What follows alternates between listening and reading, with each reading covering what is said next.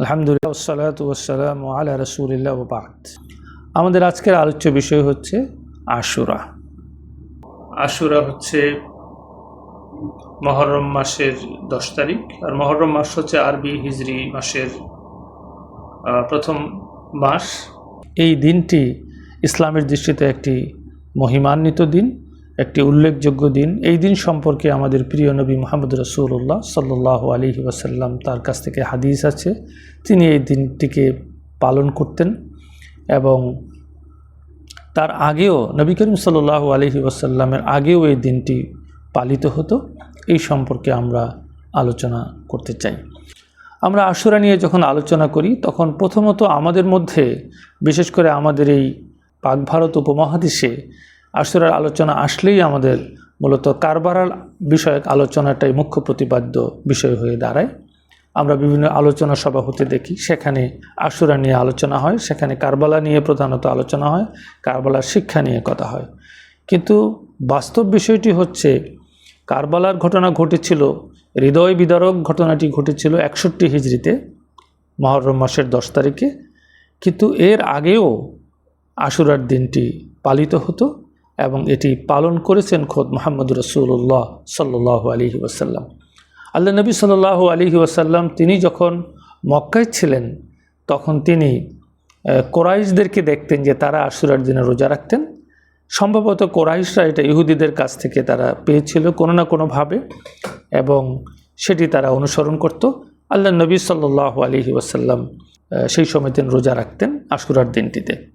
পরবর্তীকালে আল্লাহ তাআলার হুকুমে তিনি যখন হিজরত করে মদিনায় যান, মদিনায় যেয়ে দেখেন যে মদিনার লোকেরা এই আশুরার দিনে তারা রোজা রাখছে। বিশেষ করে মদিনার লোকেরা বলতে আমরা এখানে ইহুদিদের কথা বলছি, ইহুদিরা এই দিনে রোজা রাখছে। তখন নবী করিম সাল্লাল্লাহু আলাইহি ওয়াসাল্লামকে জানানো হলো যে ইহুদিরা এই দিনে রোজা রাখার কারণ হচ্ছে যে এই দিন আল্লাহ তাআলা তিনি হযরত মূসা আলাইহিস সালাতু ওয়াসসালামকে বনী ইসরাইল সহ ফেরাউনের হাত থেকে রক্ষা করেছিলেন, আর ফেরাউনের তিনি পতন ঘটিয়েছিলেন। তিনি ফেরাউনকে তিনি পানিতে ডুবিয়ে দিয়েছিলেন, তার দলবল এবং সৈন্য সামন্ত সহ। সুতরাং এই দিনকে শুকরিয়া দিবস উপলক্ষে, নাজাত দিবস উপলক্ষে হযরত মূসা আলাইহিস সালাম এবং বনী ইসরাইল তারা রোজা রাখতেন। নবী করিম সাল্লাল্লাহু আলাইহি ওয়াসাল্লাম যখন এই কথাটি শুনলেন তখন তিনি বললেন, নাহনু আহাক্কু বিমূসা, আমরা মূসার ব্যাপারে তাদের সে বেশি হকদার, আমরা এই দিন রোজা রাখব। কারণ মূসা আলাইহিস সালাম তিনি আল্লাহর নবী ছিলেন। অতএব তিনি বললেন যে ইহুদিরা তো মূসা আলাইহিস সালাতু ওয়াসসালামের বা সত্যিকারের নবুয়তের ইসলামের ফলোয়ার তারা ছিল না, তাদের মধ্যে অনেক বিকৃতি ছিল। অতএব আল্লাহর নবী এই দিন রোজা রেখেছিলেন, হযরত মূসা আলাইহিস সালাম, অতএব তাদের চেয়ে আমরা মুসলিমরা আরও বেশি হকদার এই দিন রোজা রাখার ব্যাপারে। তিনি নিজে রোজা রাখলেন এবং সাহাবীদেরকে তিনি রোজা রাখার নির্দেশ দিলেন। পরবর্তীতে দ্বিতীয় হিজরিতে যখন রমাদানের রোজা ফরজ করা হয় তখন এই আশুরার দিনের রোজাটি তখন এর বাধ্যবাধকতাটি আল্লাহ নবীর পক্ষ থেকে রহিত করা হয়। তখন এটি নফল হিসাবে গণ্য হয়, যার ইচ্ছা রেখেছেন এবং যার ইচ্ছা রাখেননি। কিন্তু এই দিনের রোজার সম্পর্কে নবী করিম সাল্লাল্লাহু আলাইহি ওয়াসাল্লাম তিনি বলেছেন, এর মর্তবা সম্পর্কে বলেছেন যে আশুরার দিনে রোজা রাখাটা বিগত বছরের সব গুনাহ খাতাগুলো মাফ করে দেয়। অর্থাৎ বিগত এক বছরের গুনাহ আশুরার দিনে রোজার মাধ্যমে আল্লাহ তাআলা মাফ করে দেন। এখানে উল্লেখ্য যে এখানে সাগীরা গুনার কথা বলা হয়েছে, যদিও কবিরা গুনাহ আল্লাহ তাআলা মাফ করেন এবং সেজন্য খাঁটি তওবার প্রয়োজন হয়। অতএব এই যে এক বছরের গুনাহ খাতা আল্লাহ তাআলা মাফ করে দেওয়ার যেই খোঁজখবর এটি আছে, ঘোষণাটি আছে, এর আলোকে আশুরার দিন রোজা রাখাটা অত্যন্ত মর্তবার এবং মর্যাদার। পরবর্তীকালে নবী করিম সাল্লাল্লাহু আলাইহি ওয়াসাল্লাম তিনি তাকে তার ওফাতের পূর্বের বছরে তাদের কাছে সাহাবায়ে কেরাম একটি বিষয় উত্থাপন করেন, সেটি হচ্ছে যে এই দিনটিকে ইহুদিরা অনেক বেশি তারা মর্যাদার সাথে পালন করে থাকে। সুতরাং মুসলমানরা যে দিনটিকে পালন করছে এখানে একটি প্রতিক্রিয়া হচ্ছে, সেটি হচ্ছে যে ইহুদিরা হয়তো তারা বলে বেড়াচ্ছে যে মুহাম্মদ সাল্লাল্লাহু আলাইহি ওয়াসাল্লাম তাদেরকে অনুসরণ করছে, এখানে এই একটি বিষয় আছে। তাছাড়া সাহাবায়ে কেরাম তারা দেখেছেন যে নবী করিম সাল্লাল্লাহু আলাইহি ওয়াসাল্লাম প্রায় সকল ক্ষেত্রেই যেখানে ইহুদি এবং নাসারাদের একটি রীতি ছিল, তিনি সেই রীতিটার বিপরীতে তিনি স্বতন্ত্র একটি রীতি তিনি এস্টাবলিশ করেছিলেন মুসলমানদের জন্য। অতএব এই ক্ষেত্রে ইহুদিদের রীতির সাথে মুসলমানদের আলাদা কোনো রীতি, তাদের আলাদা কোনো কালচার, এটা কিন্তু এস্টাবলিশ হচ্ছে না, বরং ইহুদিদের সাথে এখানে একাকার হয়ে যাওয়া হচ্ছে। ফলে সাহাবীরা যখন আল্লাহ নবীর দৃষ্টি আকর্ষণ করলেন, নবী করিম সাল্লাল্লাহু আলাইহি ওয়াসাল্লাম তখন তাৎক্ষণিকভাবে বলেছিলেন, আমি যদি আগামী বছর বেঁচে থাকি তাহলে আমি মুহররমের 9ম দিনেও আমি রোজা রাখব। এটাকে তাসুয়া আল্লাহ নবী বলেছিলেন। কিন্তু আল্লাহ নবী সাল্লাল্লাহু আলাইহি ওয়াসাল্লাম পরবর্তী এই মুহররমের 10 তারিখ আসার আগেই নবী করিম সাল্লাল্লাহু আলাইহি ওয়াসাল্লাম দুনিয়া থেকে বিদায় নেন, তিনি ওফাত বরণ করেন। ফলে আমরা দেখলাম যে নবী করিম সাল্লাল্লাহু আলাইহি ওয়াসাল্লাম নিজে আর এই দিনটি রোজা রেখে যেতে পারেননি।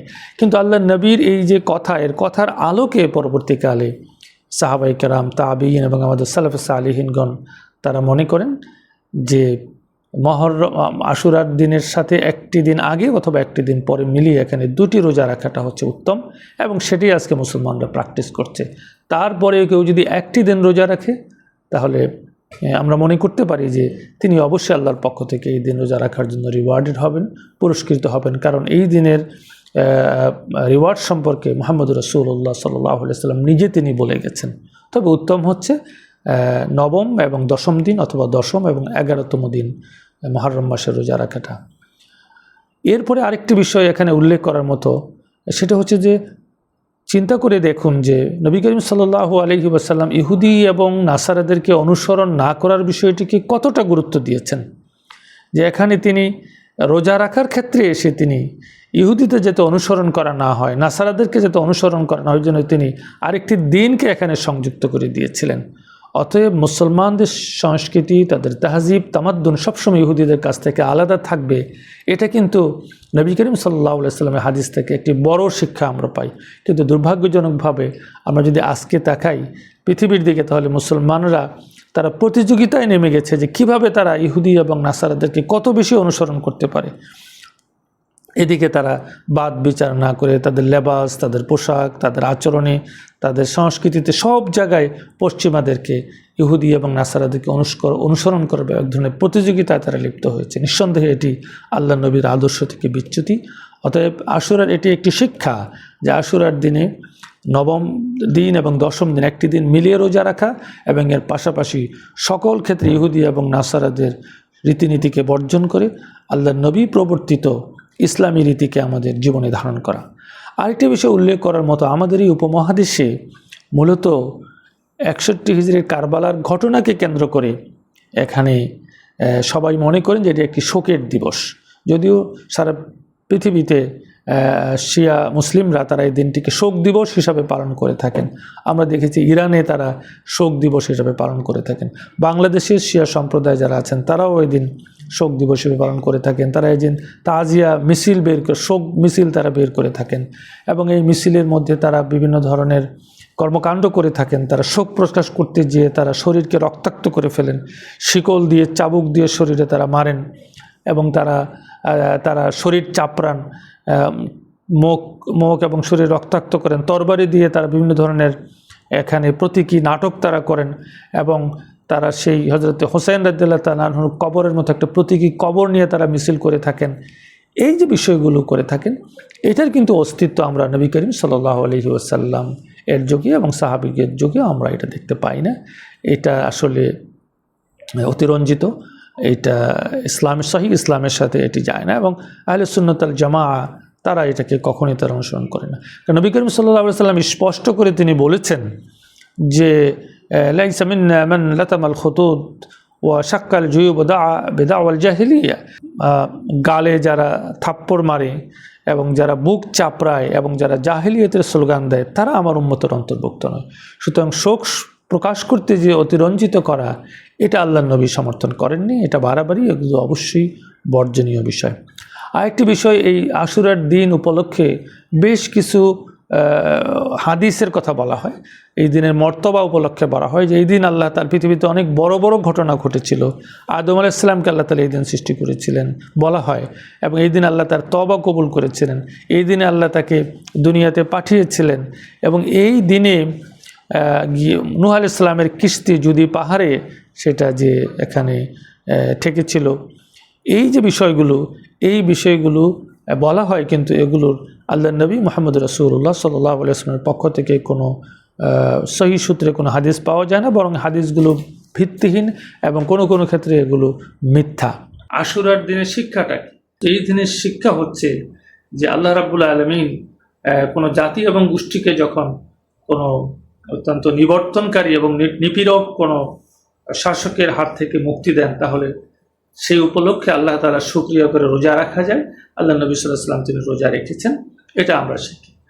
আরেকটি বিষয় হচ্ছে কারবালার ময়দানে যে হযরত হুসাইন রাদিয়াল্লাহু তাআলার শাহাদাতের যে শিক্ষাটা, সেটা হচ্ছে হুসাইন রাদিয়াল্লাহু তাআলা আনহু তিনি নবী করিম সাল্লাল্লাহু আলাইহি ওয়াসাল্লামের পরে যে খেলাফত প্রতিষ্ঠিত হয়েছিল, এর পরবর্তীতে যখন রাজতন্ত্র সেখানে প্রতিষ্ঠা করা হয়, ইয়াজিদকে যখন খলিফা নির্বাচন করা হয়, হযরত হুসাইন রাদিয়াল্লাহু তাআলা এটা তিনি মেনে নিতে অস্বীকৃতি জানান।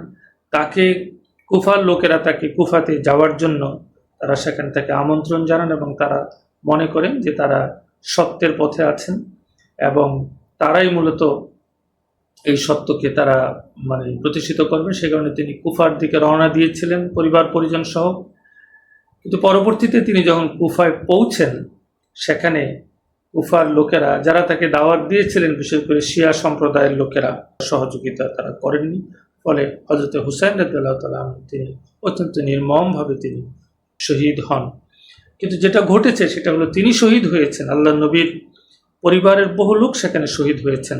শহীদ হয়ে গেছে বলে তারা যে পরাজিত হয়ে গেছেন সেটা হয়নি, বরং এই রক্তের থেকেই মূলত পুনরায় একটি বিপ্লবের সূচনা হয়েছিল, যার ফলে পরবর্তীকালে উমাইয়া খেলাফতের পতন হয়েছিল।